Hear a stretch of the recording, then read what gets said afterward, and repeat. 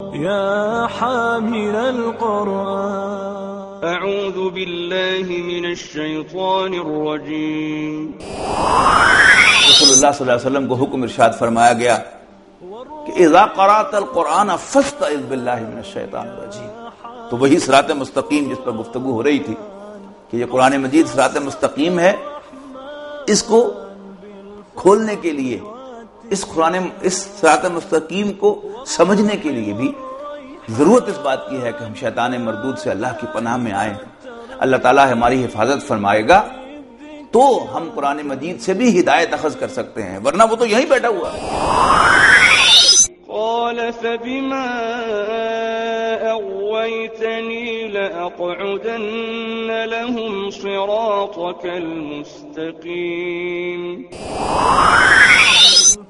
ولا تجدو نارمل مضارع ہے، وجدہ یجدو، ولا تجدو اور تو نہیں پائے گا اکثرہم، مفعول ہو گیا، کن کو نہیں پائے گا؟ موسٹ آف دیم کو، ان کی اکثریت کو کیا نہیں پائے گا؟ شاکرین. یہ دونوں نصب کی حالت میں ہیں، اکثرہم بھی نصب کی حالت میں. ان کو نہیں پائے گا، کیا نہیں پائے گا؟ شاکرین، شکر کرنے والا. تو یہ تنذرا یہ باب افعال ہے. اگر تفعیل ہوتا تو درمیانی حرف پر شد ہوتی، اور اگر باب مفعلہ ہوتا تو بیچ میں الف ہوتی. کیونکہ نہ یہاں پر الف ہے نہ درمیان والا کلمہ مشدد ہے، لہذا لتنذرا یہ باب افعال ہے. لتنذرا تاکہ آپ خبردار کریں، واحد کے صیغے میں، یعنی حضور صلی اللہ علیہ وسلم سے کہا جا رہا ہے تاکہ تم خبردار کرو.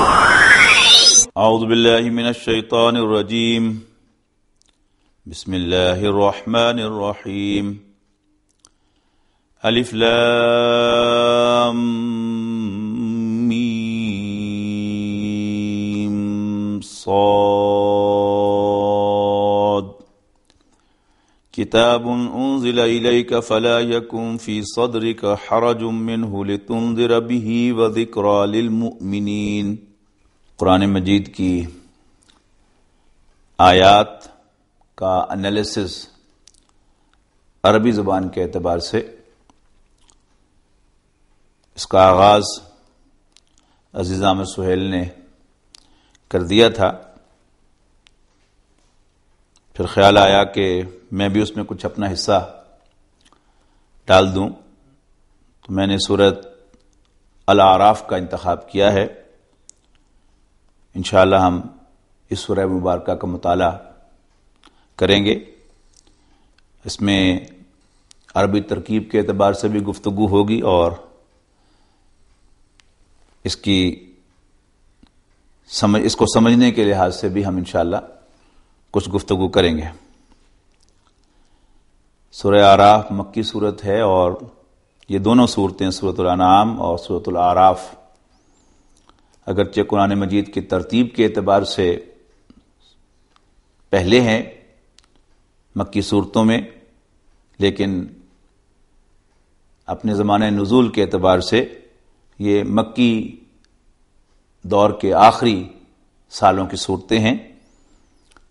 اسی لیے ہم دیکھتے ہیں کہ سورہ انعام میں بھی اور سورہ اعراف میں بھی انداز بہت تیکھا ہے، اور قریش کو وارن کیا جاتا ہے کہ باز آ جاؤ، پچھلی امتیں بھی تباہ ہوئیں اللہ کے پیغمبروں کو جھٹلانے کی وجہ سے، اور تم بھی اسی روش پر ہو، لہذا تمہاری بھی خیر نہیں ہے.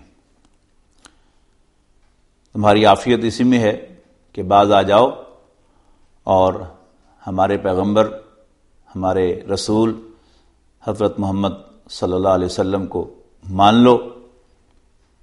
اس سے تمہاری دنیا بھی سنور جائے گی اور تم آخرت میں بھی کامیاب و کامران قرار پاؤ گے. سورۃ الاعراف کے شروع میں حروف مقطعات ہیں. اعوذ باللہ من الشیطان الرجیم، بسم اللہ الرحمن الرحیم.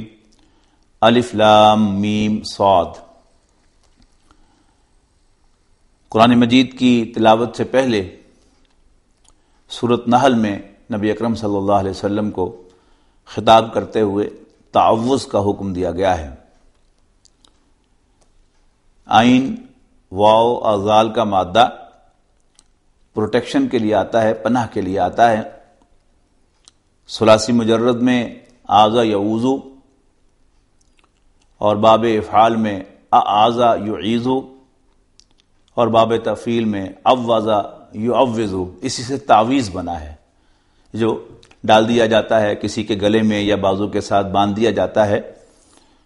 اس کا مطلب کیا ہے کہ اس کو کسی کی پروٹیکشن میں دیا جا رہا ہے. ثلاثی مجرد میں آذا یعوذ کے معنی پناہ لینا، پناہ میں آنا. اعوذ باللہ من الشیطان الرجیم، میں شیطان مردود سے اللہ کی پناہ میں آتا ہوں. یعنی اللہ تعالیٰ کی پروٹیکشن میں آتا ہوں تاکہ شیطان مجھ پر حملہ نہ کر سکے اور مجھے تباہی سے دوچار نہ کر سکے. اسی صورت کے دوسرے رکوع میں شیطان کا وہ چیلنج بھی زیر بحث آئے گا کہ جو اس نے رب العالمین کے سامنے رکھا تھا کہ اگر تم مجھے موقع دے دے تو میں اپنا پوائنٹ ثابت کروں گا کہ انسان اس منصب کا اہل نہیں ہے جو تو نے اسے عطا کیا ہے. اس مقصد کے لیے میں اس کے سامنے سے، اس کے پیچھے سے، اس کے دائیں سے اور اس کے بائیں سے اس پر حملہ آور ہوں گا، اور میں یہ حملے تیرے صراط مستقیم پر بیٹھ کے کروں گا. یعنی قرآن مجید اللہ تعالیٰ کا بتایا ہوا صراط مستقیم ہے، اور قرآن مجید پڑھتے ہوئے بھی، قرآن مجید کی تفسیر لکھتے ہوئے بھی، قرآن مجید کا درس دیتے ہوئے بھی اللہ تعالیٰ ہی ہے کہ انسان کو شیطان سے محفوظ رکھ سکتا ہے، ورنہ انسان کے بس کی بات نہیں ہے کہ وہ شیطان کے حملوں سے اپنے آپ کو بچا سکے. تو میں شعوری طور پر تعوذ پڑھتا ہوں، آپ بھی ناظرین شعوری طور پر تعوذ پڑھیے دل کی گہرائیوں سے کہ اللہ تعالیٰ شیطان مردود کے مقابلے میں ہماری حفاظت فرمائے. اعوذ باللہ من الشیطان الرجیم، بسم اللہ الرحمن الرحیم. الف لام میم صاد، یہ حروف مقطعات ہیں، اور جیسا کہ آپ کو معلوم ہے کہ ان کا حقیقی مفہوم تو اللہ کے سوا یا اللہ کے رسول کے سوا کسی کو معلوم نہیں ہے. کتاب انزل الیک، کتاب نکرہ ہے، اور نکرہ بالعموم خبر ہوا کرتی ہے. اور آپ تراجم میں دیکھتے ہیں، جیسے میرے سامنے ترجمہ ہے حضرت شیخ الہند کا، تو انہوں نے ترجمہ کیا ہے یہ کتاب اتری ہے تجھ پر. یعنی ہاذا یہاں پر معذوف ہے مبتدا کے طور پر، اور یہ کتابن اس کی خبر ہے. ہاذا کتابن، یہ کتاب ہے، انزل الیک، جو اے نبی صلی اللہ علیہ وسلم آپ کی طرف نازل کی گئی ہے. انزلہ یہ باب افعال سے مجہول کا صیغہ ہے، واحد مذکر غائب. انزلہ ینزل انزالا، اور انزلہ ینزل، تو یہ انزلہ ہے نازل کی گئی. اور مجہول کا اصل جو فائدہ ہوتا ہے وہ یہ کہ اس میں فاعل کو مینشن کرنا ضروری نہیں ہوتا. جیسے پیسے وائس ہوتا ہے، اس میں آبجیکٹ ہی کو گویا ورب بنا دیا جاتا ہے، اس کو سبجیکٹ بنا دیا جاتا ہے. ہی روٹ اے بک، آپ بتانا نہیں چاہتے کہ ہی روٹ اے بک اور شی روٹ اے بک اور دے روٹ اے بک، تو آپ کیسے کہہ سکتے ہیں دا بک واز ریٹن.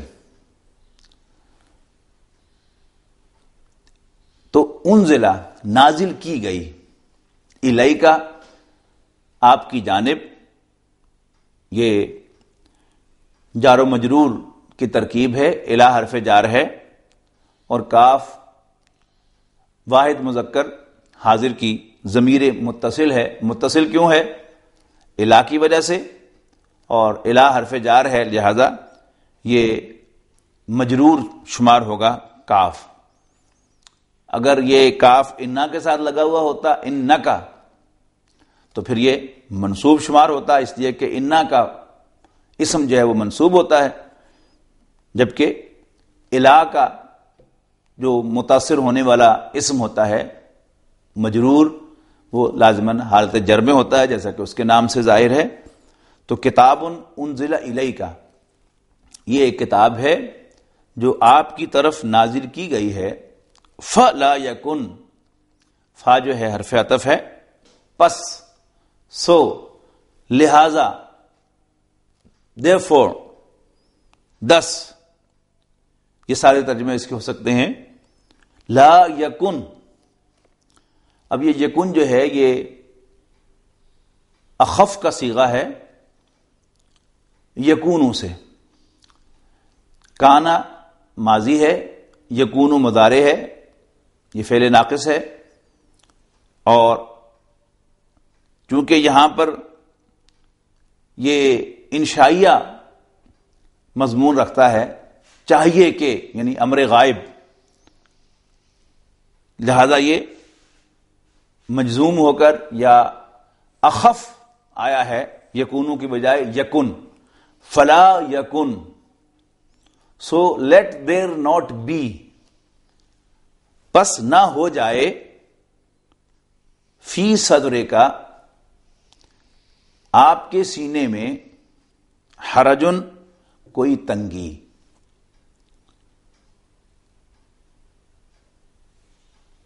منہ، اس سے، لِتُنذِرَ بِهِ، تاکہ آپ خبردار کریں۔ یہ باب افعال سے نشانی کیا ہے؟ جب بھی علامت مضارع پر پیش ہو تو اس کے کیا کیا امکانات ہیں؟ یا تو وہ مجہول ہوگا، مجہول ہونے کی صورت میں اس کا جو عین کلمہ ہے، درمیانی حرف ہے حروف مادہ میں سے، اس پر زبر ہوگی۔ جب یہ کمبینیشن آ جائے کہ علامت مضارع پیش والی ہو اور عین کلمہ زبر والا ہو تو وہ مجہول ہوتا ہے۔ اس کے علاوہ 3 اور امکانات ہیں، جیسا کہ آپ جانتے ہیں، باب افعال ہو سکتا ہے، باب تفعیل ہو سکتا ہے، اور باب مفعولہ ہو سکتا ہے۔ تو یہ تنذرا، یہ باب افعال ہے۔ اگر تفعیل ہوتا تو درمیانی حرف پر شد ہوتی، اور اگر باب مفعولہ ہوتا تو بیچ میں الف ہوتی۔ چونکہ نہ یہاں پر الف ہے، نہ درمیان والا کلمہ مشدد ہے، لہذا لتنذرا یہ باب افعال ہے۔ لتنذرا، تاکہ آپ خبردار کریں، واحد کے صیغے میں، یعنی حضور صلی اللہ علیہ وسلم سے کہا جا رہا ہے تاکہ تم خبردار کرو۔ بھی، اس کے ذریعے سے، ود اٹ، نبی اکرم صلی اللہ علیہ وسلم کی ذمہ داریوں میں سے ایک ذمہ داری، کار نبوت میں سے ایک اہم کام انذار ہے، خبردار کرنا۔ اسی سے رسول اللہ صلی اللہ علیہ وسلم کا نام گرامی نذیر بھی ہے اور منذر بھی ہے۔ تو لتنذرا، تاکہ آپ خبردار کریں، بھی، اس کے ذریعے سے۔ تو رسول اللہ صلی اللہ علیہ وسلم کی ذمہ داری خبردار کرنا ہے، لیکن خبردار کہانیاں سنا کر بھی کیا جا سکتا ہے، حکایات سنا کر بھی کیا جا سکتا ہے، لیکن نبی اکرم صلی اللہ علیہ وسلم کو یہ کام سونپا گیا تھا قرآن مجید کے ذریعے سے کرنے کے لیے، لہذا فرمایا لتنذر بھی، تاکہ آپ خبردار کریں، آپ وارن کریں اس کے ذریعے، وذکریٰ للمومنین، اور یہ بھی اسی یکن کے ساتھ ہوگا، اور یہ بن جائے قرآن ذکرہ، نصیحت۔ ذکر کے بنیادی معنی یاد کے ہیں، اور یہ نصیحت کے معنوں میں بھی آتا ہے۔ یعنی ایک ہوتا ہے کسی کو کوئی چیز پڑھانا، اس کے علم میں اضافہ کرنا. موسٹلی نصیحت جو ہوتی ہے وہ کسی کے علم میں اضافہ کا باعث نہیں بنتی، بلکہ پہلے سے جو باتیں مخاطب کو معلوم ہوتی ہیں انہی کی یاد دہانی جو ہے خاص انداز سے وہ نصیحت کہلاتی ہے. فلا یکن فی صدرک حرج منہ لتنذر بہ، تاکہ آپ خبردار کریں اس کے ذریعے سے، وذکرا and it becomes an admonition, اور اس لیے کہ یہ قرآن بن جائے نصیحت کس کے لیے؟ للمومنین، ایمان والوں کے لیے. یعنی وہ لوگ کہ جو قرآن کو اللہ کا کلام مانتے ہیں، which means کہ وہ حضور صلی اللہ علیہ وسلم کو اللہ کا رسول مانتے ہیں. یہ بڑی اہم بات ہے کہ who is a believer، مومن کون ہے. یعنی سطحی طور پر کہہ دیا جاتا ہے کہ اسلام دین توحید ہے، لیکن زیادہ گہرائی میں اتر کر سوچا جائے تو یہ بات صاف معلوم ہو جاتی ہے کہ اسلام کا یقیناً سب سے امپورٹنٹ فیچر تو توحید ہے، لیکن صرف توحید کا ماننے والا، اللہ کو ایک ماننے والا مومن نہیں ہوتا. جیسے یہود جو ہیں وہ موحد ہیں، شرک نہیں کرتے. اسی طرح جب اسلام ہندوستان میں پھیلا بڑی تیزی کے ساتھ تو ہندو مت کو خطرہ لاحق ہوا کہ ایسا نہ ہو کہ مسلمان جو ہیں وہ اپنے اس فیچر کی وجہ سے کہ وہ توحید کے ماننے والے ہیں اور ہم شرک کرتے ہیں، ہمارا وجود ختم ہو جائے اور سارا اسلام چھا جائے. لہذا اسلام کے آگے بند باندھنے کے لیے سکھ مت جو ہے یہ پروڈیوس کیا گیا.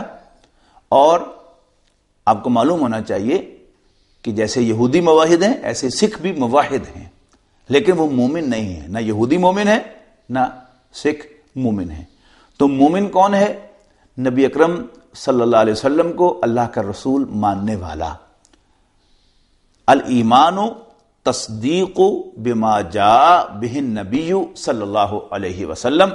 ترجمہ کرنے کی مجھے ضرورت نہیں ہے آپ حضرات کے لیے، لیکن پھر بھی کوئی اگر بگنر بیٹھا ہوا ہو تو اس کے لیے کر دیتا ہوں کہ الایمان تصدیق. ایمان کیا ہے؟ ایمان نام ہے تصدیق کرنے کا. تصدیق کیا ہوتی ہے؟ باب تفعیل سے کسی کو سچا قرار دینا. ایمان نام ہے ہر اس بات کو سچا ماننے کا، سچا تسلیم کرنے کا کہ جو حضرت محمد صلی اللہ علیہ وسلم اللہ کے رسول کی حیثیت سے لے کر آئے. This very important. تو نبی اکرم صلی اللہ علیہ وسلم کو اللہ کا رسول ماننا اور جو کچھ بھی آپ لے کر آئے ہیں اس کی تصدیق کرنا. اور اہم بات، سب سے امپورٹنٹ چیز جو آپ کی نشانی کے طور پر، آپ کے معجزے کے طور پر بھیجی گئی، وہ یہ قرآن مجید ہے. تو ذکرى للمومنین، یہ نصیحت ہے ماننے والوں کے لیے. جو قرآن مجید کو اللہ کا کلام نہیں مانتے، رسول اللہ صلی اللہ علیہ وسلم کو اللہ کا رسول نہیں مانتے، ان کے لیے یہ کلام نصیحت نہیں ہے. بارک اللہ لی ولکم فی القرآن العظیم ونفعنی وإیاکم بالآیات والذکر الحکیم.